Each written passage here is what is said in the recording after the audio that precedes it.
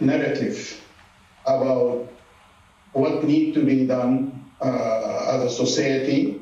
Ce symposium aujourd'hui a été organisé conjointement entre le Policy Center for the New South du Maroc et le FMI, le Fonds monétaire international, pour voir comment on peut renouveler nos efforts, qu'est-ce qu'il faudrait faire, qu'est-ce que nous n'avons pas fait, disons, à quoi nous n'avons pas fait vraiment attention.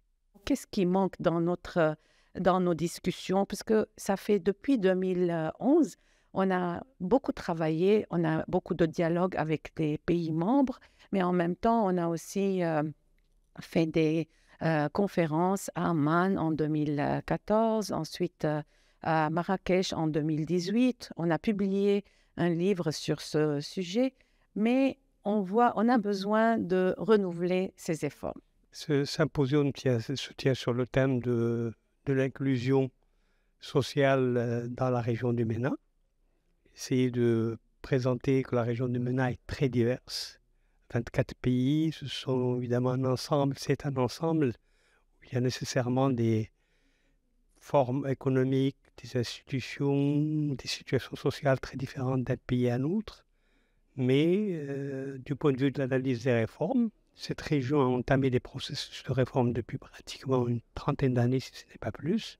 Et il est intéressant de faire de la comparaison pour voir comment certaines réformes ont marché, d'autres ont moins marché en termes d'impact sur la transformation sociale et sur la capacité de création de la richesse et de la croissance de ces régions. Et donc j'ai essayé de démontrer qu'il y a effectivement, quelles que soient les différences entre les pays dans cette large et vaste région, il y a des points communs.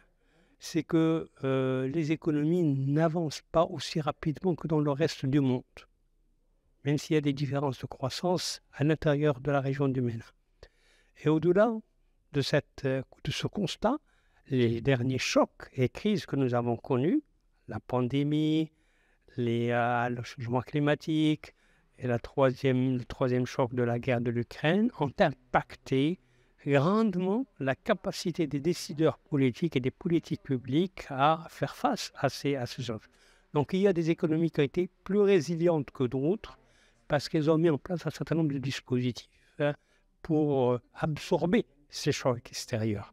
It was an interesting forum with high-level participants discussing a very important issue, which is social inclusion, growth and inclusive growth in the MENA region, and I think that's a very important issue. It has been going on for a long time.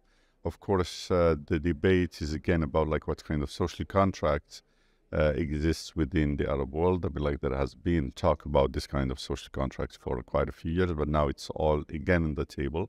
A lot of people have talked about like the governance as an issue, and then there needs to be like real improvements in the political governance, but also in managerial governance in all of the Arab region, and the role of the middle class, especially that it is trapped between paying taxes but not getting the right kinds of services, and also the role of women and the role of youth, and then listening to them, empowering them, and then listening to those kinds of youth. So I think these are very important themes. They're very important economically, but they're important also for what we call like an inclusive growth in the region.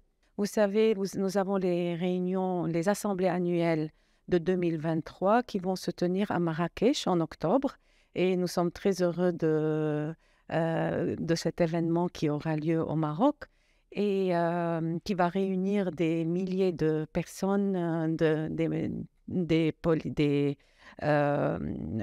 officiels, des représentants du secteur privé et autres, pour discuter, pour renforcer le dialogue sur les défis économiques et les opportunités de l'économie mondiale. The citizen needs to be very well informed, but also trusted. And this is something that I've recently